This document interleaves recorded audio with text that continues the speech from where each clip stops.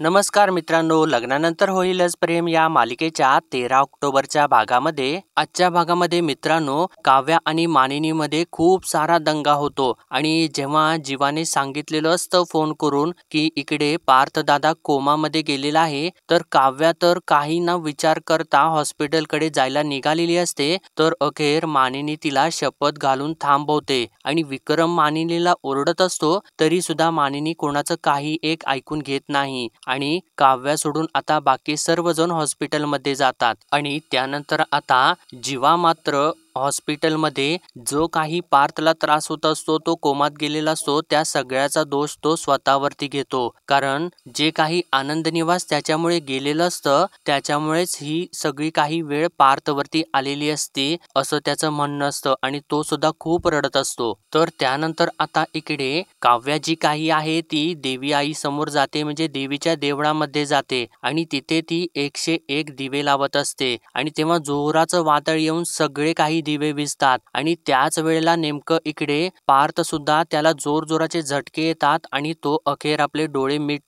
तर आता काही चमत्कार होणार का हे पाहण्यासाठी आपला व्हिडिओ शेवटपर्यंत बघत राहा. तर चला मित्रांनो, व्हिडिओ सुरुवातीपासून बघूयात. वसू या दोघींना बोलत असते आणि ती काव्याला म्हणते, ही तर काय स्वतः आगीतून बाहेर आली आणि आमच्या पार्थला आगीत लोटून रिकामी झाली आणि म्हणते, अगं का तुम्ही मोहिते आमच्या सगळ्यांच्या जीवावरती उठलेला आहे. आधी तुमचा तो बाप आणि आता तुम्ही दोघी जणी. असं ती बोलत असताना आता नंदिनी बास म्हणून त्या वसूवरती ओरडते आणि म्हणते, अहो काय प्रसंग आहे आणि तुम्ही काय बोलताय. कृपा करून आता पुढे एक शब्द सुद्धा बोलू नका आणि वाटेल ते चुकीचे अर्थ काढू नका तुम्ही, नाहीतर मी आणि काव्या आम्ही दोघे सुद्धा गप्प बसणार नाही. तर तेव्हा विक्रम आता या दोघींच्या मध्ये पडतो आणि तो नंदिनीची बाजू घेऊन म्हणतो, बोल बोल नंदिनी तू बोल. तोच विषय गिरवत बसायचं, तोंडाला येईल ते बडबडत बसायचं. आणि त्यानंतर तो मानिनी समोर जाऊन तिला म्हणतो, अगं तू मानिनी कशी काय शिक्षा माफ केलीस ग तू या दोघींची. काय बोलायचं कसं बोलायचं जरा सुद्धा पोज नाही आणि वेळ काळ वागून बघून जरा बोलत जातो मी. आणि त्यानंतर मानिनीला सुद्धा तो धमकी देतो, म्हणतो तू सुद्धा पुन्हा जर तू काव्याला काही बोललीस ना तर मला अजिबात चालणार नाही. तर मानिनी त्याला म्हणते, का बोलायचं नाही का बोलायचं नाही ते सांगा मला.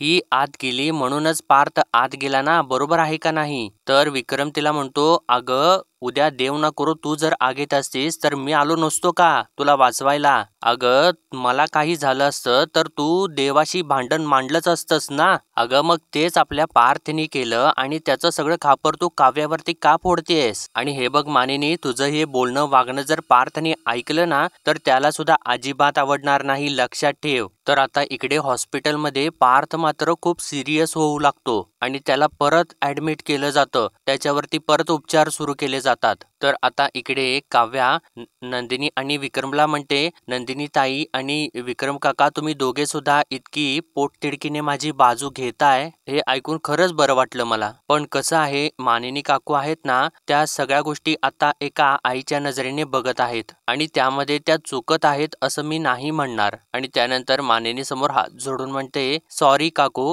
माझ्या हातात असतं ना तर मी पार्थना कधीच आगीमध्ये जाऊ दिलं नसतं. विश्वास ठेवा माझ्यावर. माझं फक्त इतकंच म्हणणं आहे की आपण आता इथे वाद घालत बसायला नको. आपल्या सगळ्यांना पार्थची काळजी आहे, आपण सगळेजण तिथं जाणं गरजेचं आहे. आणि त्यानंतर ती नंदिनी समोर जाऊन तिला विचारते, ताई मी डबा घेऊन येते, तू येशील ना माझ्या बरोबर हॉस्पिटलला. असं म्हणून ती चाललेली असते तर तेव्हा मानिनी एकदमच तिच्यावरती ओरडते, म्हणते, अगं बाई मी तुला काहीही बोलणार नाही, तुझ्याशी भांडणार नाही आणि मी तुझ्यावरती चिडणार नाही, पण तू पार्थ जवळ हॉस्पिटलमध्ये जाऊ नकोस असं म्हणून ती तिच्यासमोर हातच जोडते. तर तेव्हा विक्रम ओरडतो, म्हणतो, अगं का मानिनी पण का असं का करतेस तू. अगं तुझ्या मुलाला होणारा त्रास तुला बघवत नाहीये ते बरोबर आहे. अगं मग काव्या आणि नंदिनी सुद्धा कोणाच्या तरी मुली आहेत ना. अगं या आधी तुझ्या जीवाला त्रास झाला म्हणून तू नंदिनीला ब्लेम केलंस आणि आता पार्थसाठी तू काव्याला बोलणार आहेस. अगं म्हणजे ज्या चुका माझ्या आईने केल्या त्या चुका तू सुद्धा करणार आहेस का.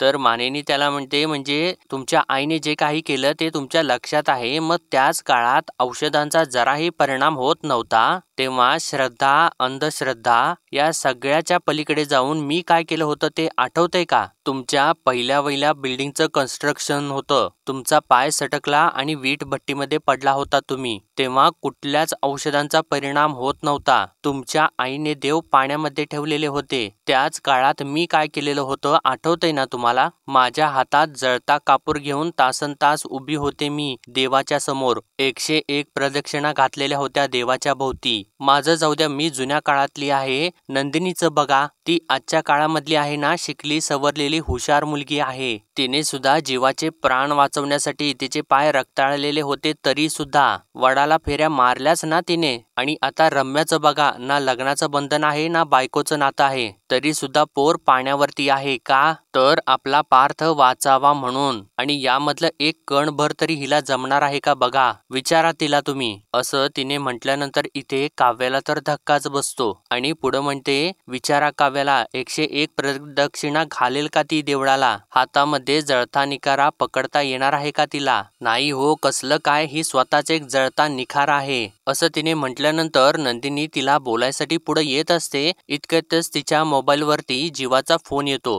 तर तेव्हा विक्रम तिला म्हणतो, टाक लवकर स्पीकरवरती टाक. आणि तेव्हा जीवाचा फोन नंदिनी स्पीकरवरती टाकते. तर इकडून आता जीवा फोनवरनं रडूच लागतो आणि दादा दादा असं म्हणू लागतो. तर मानिनी इकडून ओरडते, अरे जीवा तू रडतोयस काय? काय झाले ते सांग बाबा. तर विक्रम सुद्धा म्हणतो, काय झाले जीवा, सांग सांग लवकर. तर इकडून जीवा सांगतो, हो म्हणतो, आपला पार्थ दादा कोमात गेलेला आहे. असं त्यानं सांगितल्यानंतर इकडे मात्र सगळ्यांच्या पायाखालची जमीनच सरकते आणि मानिनीला चक्कर येऊ लागते. आणि मानिनी चक्कर येऊन खाली कोसळते आणि ती बडबडू लागते, नाही मला पार्थकडे घेऊन चला, मला पार्थकडे घेऊन चला, मला पाणी वगैरे नको आहे, माझा पार्थ बरा व्हायला हवा आहे. तर काव्या म्हणते, त्यांना काही सुद्धा होणार नाही, मला त्यांच्याकडे गेले पाहिजे. असं म्हणून ती उठून उभी राहते. तर तेव्हा मानिनी तिचा हातच पकडते आणि तिला म्हणते, तू कुठेही जायचं नाहीयेस, तू काहीही झालं तरी हॉस्पिटलमध्ये जाणार नाहीयेस. तर तेव्हा काव्या म्हणते, काकू असं प्लीज करू नका हो, मला जाणं गरजेचं आहे, मला जाऊ दे.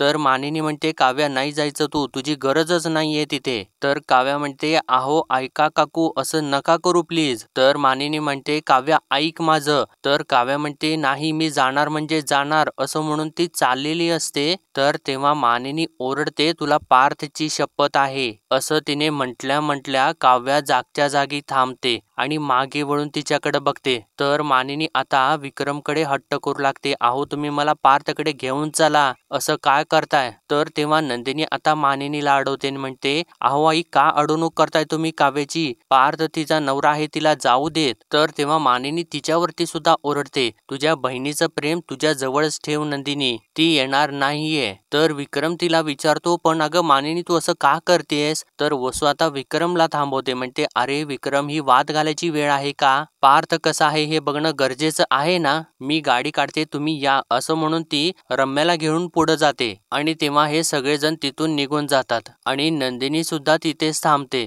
तर काव्या तिला विचारते, तू का थांबलीस? तर तेव्हा नंदिनीच्या डोळ्यामध्ये पाणी आलेलं असतं आणि ती काव्याला म्हणते, तुझ्यासाठी थांबले मी वेडे. अगं हे सगळं काय होतंय तुझ्या बाबतीत?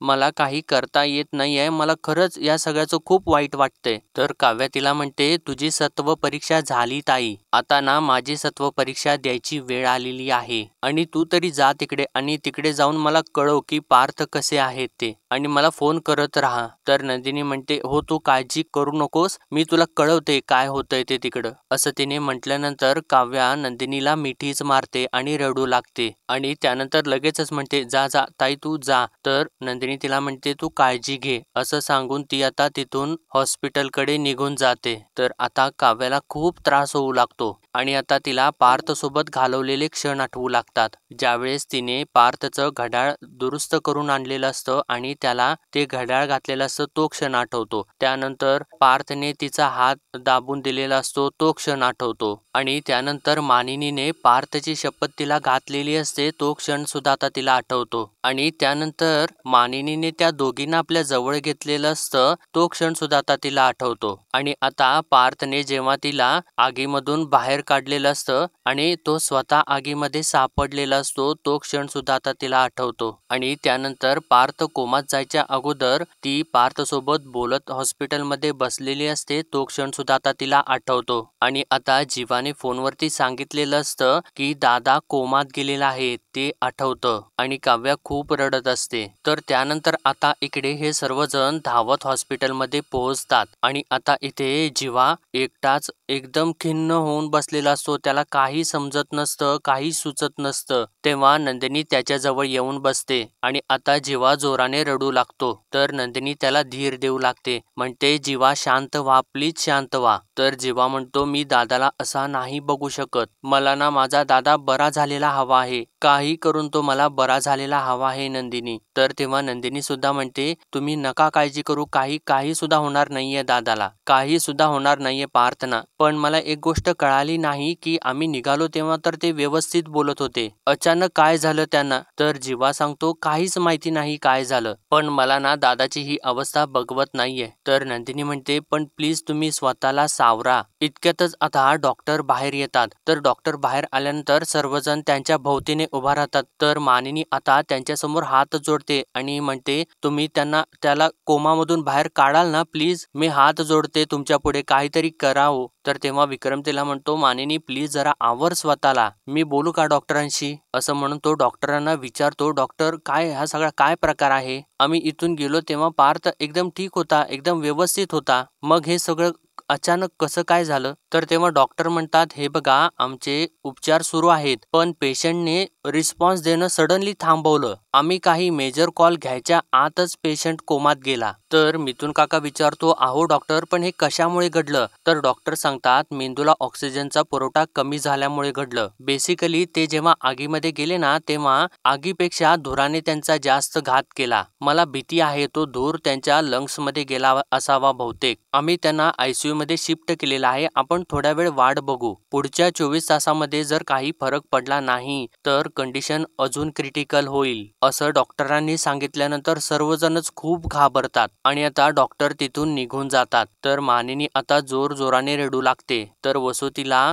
धीर देऊ लागते, म्हणते मानिनी तू शांत हो, आपल्या पार्थला काही सुद्धा होणार नाही खरंच. असं म्हणून ती तिला बाजूला घेऊन जाते आणि रम्याला सुद्धा बाजूला घेऊन जाते. तर आता इकडे नंदिनी सुद्धा खूप रडत असते. तर तेव्हा विक्रम तिला धीर देतो, नंदिनी बाळा काय झालं, कसला विचार करतेस तू. तर नंदिनी म्हणते मी काव्याचा विचार करते. बाबा आपण सगळे इथे आहोत पण आता इथे जिने असायला हवं ना ती मुलगीच नाहीये. आईने येऊच नाही दिलं तिला. पार्थची अवस्था ऐकून किती टेन्शन आलं असेल तिला. तिकडे तिची एकटीची काय अवस्था झाली असेल माहिती नाही. असं म्हणून ती खूप रडत असते. तर आता इकडे काव्याला आता तो एकटीच ती बसलेली असते आणि तिला गुरुजींचं म्हणणं आठवू लागतं. गुरुजी तिला म्हणालेले असतात प्रवास खडतर आहे. तर तेव्हा काव्या म्हणते माझ्या एकटीचे भोग आहेत ना ते मी भोगेन. तर गुरुजी म्हणतात फक्त तुला एकटीलाच नाही तर पार्थला सुद्धा भोगावे लागणार आहेत. आणि त्यानंतर आता तिला मानिनीचे शब्द आठवू लागतात. रम्याचं बघा ना लग्नाचं नातं आहे ना बायकोचं बंधन आहे, तरी सुद्धा पोर पाण्यावरती आहे.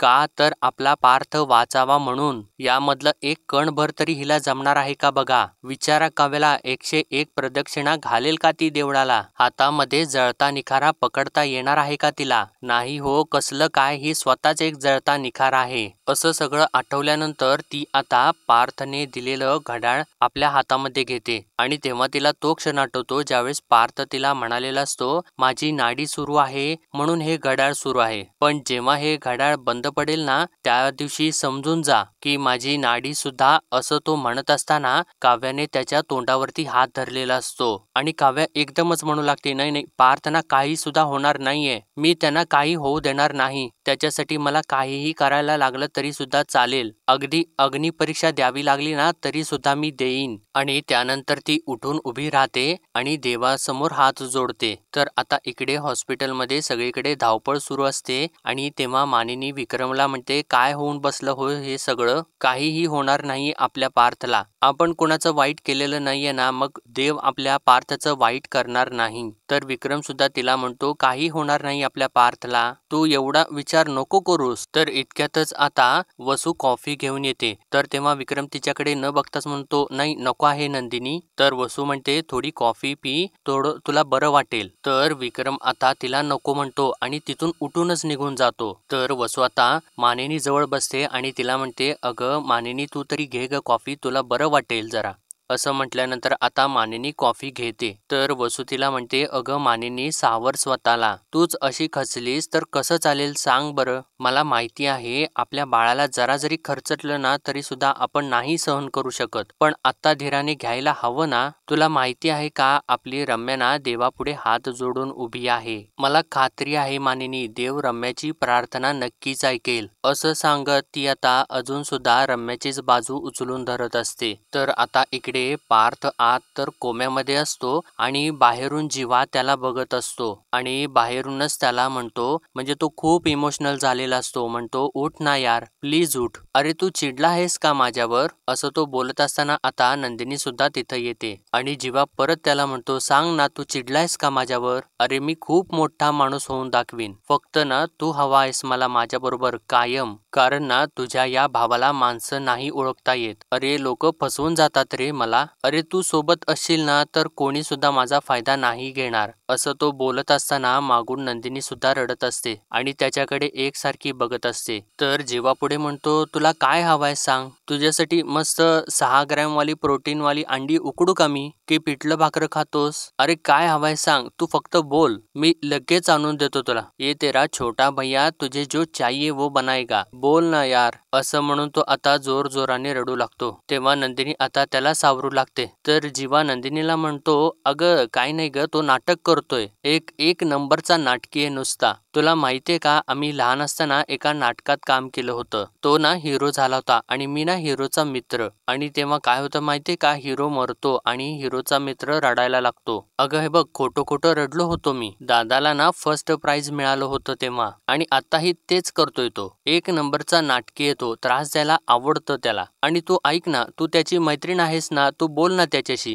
तुझं ऐकेल तो, उठेल पटकन तो. आणि परत म्हणतो उठ ना यार. आणि मला सांग आपण कोणाचं वाईट केलं तर आपल्यासोबत सुद्धा वाईट होतं का, आणि म्हणजे मी माझ्यामुळे आनंद निवास गेलं ना म्हणून माझ्या दादासोबत असं झालंय का. असं विचारून सगळा दोष जो काही आहे तो स्वतःलाच द्यायला लागतो. तर मित्रांनो आजचा भाग इथेच संपतो आणि पुढील भागामध्ये आपण पाहणार आहोत मित्रांनो पार्थ अखेर कोमामधून बाहेर येतो आणि कोमामधून बाहेर आल्या आल्या तो काव्या काव्या असं बोलू लागतो. तर आता इकडे काव्याने मात्र पण केलेला असतो आणि ती देवी आईच्या देवळामध्ये 101 दिवे लावत असते आणि तेव्हा जोराचं वादळ सुटत असतं आणि सगळे दिवे विझत असतात. तर काव्या म्हणते अगं काय करतेस तू देवी आई, पार्थ देशमुख वाचावेत म्हणून मी प्रार्थना करते ना तुझ्याकडे, आणि तूच हे नवीन वादळ आणत आहेस. असं ती बोलत असताना इकडे पार्थला मात्र जोर जोराने झटके येऊ लागतात आणि तो जोर जोराने वर खाली आदळू लागतो आणि अखेर तो आपले डोळे मिटतो.